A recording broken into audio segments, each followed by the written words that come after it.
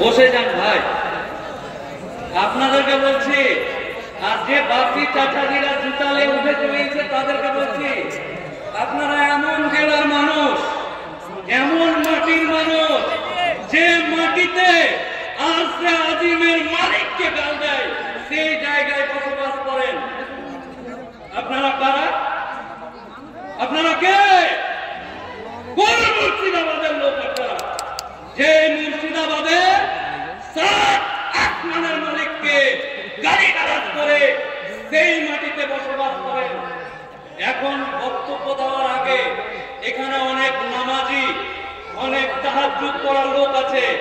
আপনাদের সকলের মাঝে মহান আল্লাহ তাআলার কাছে আমরা ক্ষমা চাইব সবাই মিলে, যে হে আল্লাহ, আমি আর আপনি বেঁচে আছি, আমি আর আপনি বেঁচে আছেন, আর আপনার মালিক 7 আসমানের মালিককে আপনি জীবিত থাকা অবস্থাতে আপনার এলাকাতে, আপনার মাটিতে সেই আল্লাহ তাআলাকে কি করেছে আপনারা জানেন?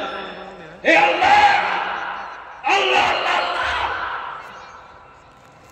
তাদের ভুলের কারণে আমার বাপ চাচা সহ আগামী প্রজন্মের উপর আপনার রহমতের দরজা বন্ধ করে দিবেন না আল্লাহ। হে আল্লাহ, এই মাদ্রাসার মাটি থেকে আপনার দরবারে দোয়া করছি, আমরা উপস্থিত জনসভায় সমস্ত মুসলিম সম্প্রদায়ের মানুষ, আল্লাহ আল্লাহ আল্লাহ, আমাদের ভুলের কারণে, আমাদের অজ্ঞতার কারণে আমরা বেঁচে থাকাতেও আপনার সম্মানে যে আঘাত হয়েছে, এই সম্মানের আমরা কোনো কিছু করতে পারিনি। তার জন্য আমরা আমাদের ছেলে মেয়ে, আমাদের আগামী প্রজন্মকে আপনি রহমতের দরজা বন্ধ করে দিবেন না আল্লাহ। বলেন সবাই, বুঝতে পারছেন না কি হয়েছে? জানেন না কি হয়েছে? উত্তরপ্রদেশ গজরাট নিয়ে মনে আছেন, নিজের বাড়ির পাশে কি হচ্ছে জানেন না। আপনার কাছে খবর আছে, উত্তরপ্রদেশের সাম্বাল মসজিদ, অযোধ্যার রাম মন্দির, বাবরি মন্দির, এই আদিনা মসজিদে কিছুদিন আগে বুঝতে পারেননি কি হয়েছে? না, আমরা ভাই উত্তরপ্রদেশের গল্পটা একটু দেখছি। কোন হাসি মজাক করতে এখানে আসেনি, অত্যন্ত আক্ষেপ নিয়ে নিজের ভাই, নিজের জাত, নিজের কওমকে সুন্দরভাবে এই জায়গাতে আইনি ভাষাতে ওয়াকাফ কি ছিল আর কি করতে চাইছে এটা বোঝাতে এসেছি। আজকে অফিসিয়াল দিন, সমস্ত কাজকর্ম বাদ দিয়ে আমার জাত, আমার কওমের কাছে, আমার ভাইদের কাছে বর্তমান দিনের পরিস্থিতি বলতে এসেছি। ব্যাগ নিয়ে উঠে চলে যাবেন মানে, জুতা হাতে করে বগলে করে চলে যাবেন মানে কিনা কি হয়েছে? রোজা করা যায়, 5 ওয়াক্ত নামাজ পড়া যায়, 15 মিনিট বসে থাকা যায় না? উঠে চলে যাচ্ছেন মানে আপনি মরে যাবেন। আজ থেকে 4 বছর আগে আপনার ছেলে আপনার বাপের কবরে লাথ মেরে বলেছে আধার কার্ড না নিয়ে মরে গেছেন। 65 সালের দলের না দিয়ে মরে গেছো তুমি। মোদিরা এসে এখন আধার কার্ড চাইয়া বানিয়েছে। তো আপনি মরে যাবেন, আপনি কোন পৃথিবী, কোন সমাজ, কোন মুর্শিদাবাদ, কোন ধুলিয়ানতে মরছে? তো আপনার কবরে যারা ধর্মনা পাবে না, আপনার কথা, আপনার বেঁচে থাকাতে বর্তমান দিনের এই অবস্থা, আর আপনি উঠে চলে যাবেন না। আপনাদেরকে অত্যন্ত বিনম্রের সুতে হৃদয় নিংড়ানো সমস্ত জ্ঞান যা আল্লাহ দিয়েছে, যা অভিজ্ঞতা আছে আপনাদের সঙ্গে শেয়ার করতে এসেছি।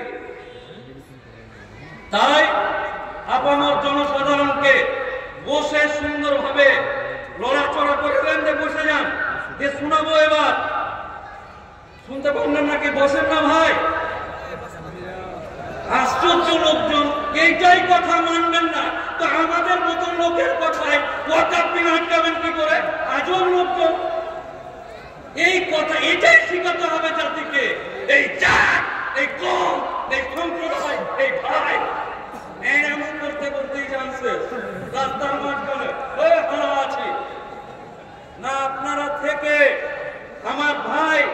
ইমতিয়াজ স্যার বলছিল যে আজ অব্দি কিছু আটকাতে পারেননি স্বাধীনতার পর থেকে, না আপনার বাপ পেরেছে, না আপনার দাদু পেরেছে, না আপনি পেরেছেন। খালি আছি কি আছে সব মুসলমান এনআরসি করতে হবে দেখে নিলে, বেলাতে কি কিনা হয়ে গেল দেখে নিলে সব আমরা আমার এটা জেলা কিছুই করতে পারেনি।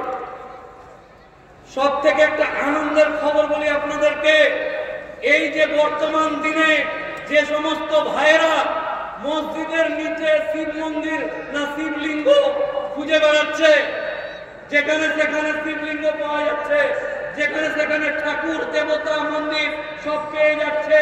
গতকালকে সুপ্রিম কোর্ট, ভারতবর্ষের অ্যাপেক্স কোর্ট, ভারতবর্ষের সব থেকে বড় বিচারালয় সুপ্রিম কোর্ট, ওই সুপ্রিম কোর্টে ভারতবর্ষের সুপ্রিম কোর্ট ও যদি কয়ে দেয় যে ফেল থেকে খেতে পাবে না, কিন্তু পরে সবাই খাওয়া দাওয়া, ওইটাই গোটা দেশে আইন।